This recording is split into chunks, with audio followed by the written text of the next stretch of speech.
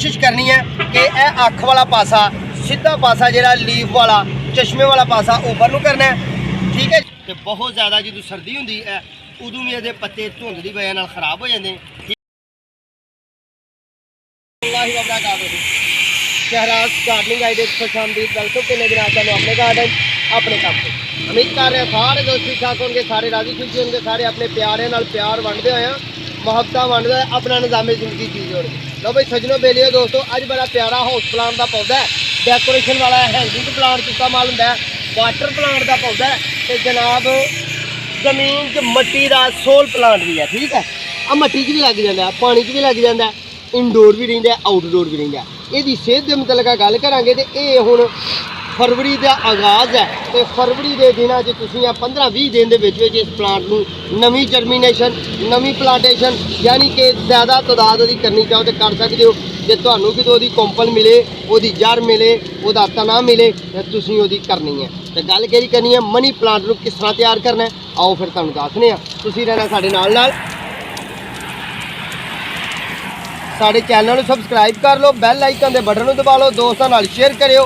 तो मेरिया fruit plant के फ्लावर प्लांट के इंडोर प्लांट के बड़िया प्यारियां तो खूबसूरत जी वीडियो ने तो उन्हों का विजिट करो तो इंशाल्लाह तुहानूं मैं समझना कि कारआमद साबित होणगियां। ठीक है जी। लो जी व्यूअर्स, ए मैं राती इहदियां पिन्स लैके आया बेल यानी कि बेल ले। ठीक है। यह भी सगोनिया प्लांट दियां भी कलमां लाइयां ने, ਇਹਦਾ भी ਤੁਹਾਨੂੰ शार्ट वीडियो मिली है। बिस्मिल्लाहिर्रहमानिर्रहीम या हय्यो या क़य्यूम। दोस्तों असीं ਇਹਦਾ ना घट तो घट 2-2.5 इंच इनू जमीन च रखना है तो कोशिश करनी है कि यह अख वाला पासा सीधा पासा जिहड़ा लीफ वाला चश्मे वाला पासा ऊपर नूं करना है। ठीक है जी। यानी कि सीधी लाने की कोशिश करनी है। तो ये फरवरी के दिनों बड़ी प्यारी तो बड़ी खूबसूरत होंदी है, भावें चौड़े पत्ते वाली होए तो भावें छोटे पत्ते वाली होए, भावें ग्रीन होए तो भावें डवारफ होए। डवारफ का मतलब है कि डबल पत्ते वाली, 2 कलर के पत्ते वाली होए। ठीक है जी। ये असी बेल लानी है तो ये उत्ते ला के बेलां इस तरह ला देनियां ने तो बिल्कुल बेहतरीन मौसम है। तो दोस्तों जो ये हिफाजत दी गल्लां हुण तुहाडे नाल चार करने लांदियां बहुत ही ज़्यादा शिद्दत की सर्दी होए तो तुसीं इहनूं चुक के इंडोर कर देना है। बहुत ज़्यादा लू वगदी होए तो इहनूं चुक के किसी प्लांट के साए थले रख देना। ठीक है जी। हाउस प्लांट जिहड़ी पे ने तुहाडे तो तां ही बहुत ज़्यादा गर्मी किसी वजह तो मर जाती है कि ये पत्ते जल जाते हैं। बड़ी हसास जिहा प्लांट होंदा है तो बहुत ज़्यादा जो सर्दी होंदी है उदों भी ये पत्ते धुंध की वजह खराब हो जाते हैं। ठीक है। अज की मैं समझना गलबात तो अज की गुफ्तगू जी है ना साड़ी वो इन्नी ही काफ़ी है। तो यदी खुराक जी है ना दोस्तों ये खुश्की है, यानी कि जिन्ना ये खुश्क प्लांट रहेगा उन्ना ही खूबसूरत तो सोहना सुथरा रहेगा। मैं समझना कि मैं तो यह काम करना है काफ़ी तो इत्थे ही असी लानी है तो ला के ना इन्होंने बेलों फरवरी जो लानियां ने असी बेलां तो फरवरी ला के इन्होंने बेलों कि इन्होंने उत्ते शॉपर पाना बहुत ही जरूरी है ताकि धुंध ये उत्ते असर ना करे। ठीक है।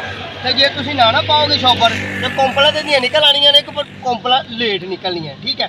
अज की गलबात मैं समझना इन्नी काफ़ी है। तो बेल की तैयारी के मतलब तुहानूं दस्सिया कि इन्हूं सीधियां लाना है तो अच्छी वर्मी कंपोस्ट वाली मिट्टी लै लैनी है, खाद वाली। ठीक है। तो हुण जनाब गल ये है कि अज दी गल्लां बातां इन्नियां काफ़ी दुआवां च याद रखना है, अपना तो अपने प्यारे का ख्याल रखना है, साढ़े हक अंदर दुआ करनी है। इंशाअल्लाह बदले जिंदगी अगली मुलाकात लैके फिर किसी प्लांट जावांगे। तो जो नवे व्यूअर्स ने उन्होंने यही इल्तजा है चैनल सब्सक्राइब कर लो, बैल आइकन के बटन दबाना है, दोस्तों नाल शेयर करना है तो अगलियां वीडियो वेखनियां ने फ्रूट प्लांट के, फ्लावर प्लांट के, इनडोर प्लांट के, आउटडोर प्लांट के तो वैजीटेबल प्लांट किचन गार्डन से असीं बड़ियां अल्हम्दुलिल्लाह बड़े प्यारे तो सोहने सुथरे व्यूज छड्डे ने। लो फिर हुण तो वो अपने मेज़बान को इजाज़त तो अपना ख्याल जरूर रखियो। ठीक है। तो यह असीं हुण अज लानियां ने तो इन्हां ते शॉपर भी पाना। ठीक है जी। अल्लाह तुहानूं खुश रखे।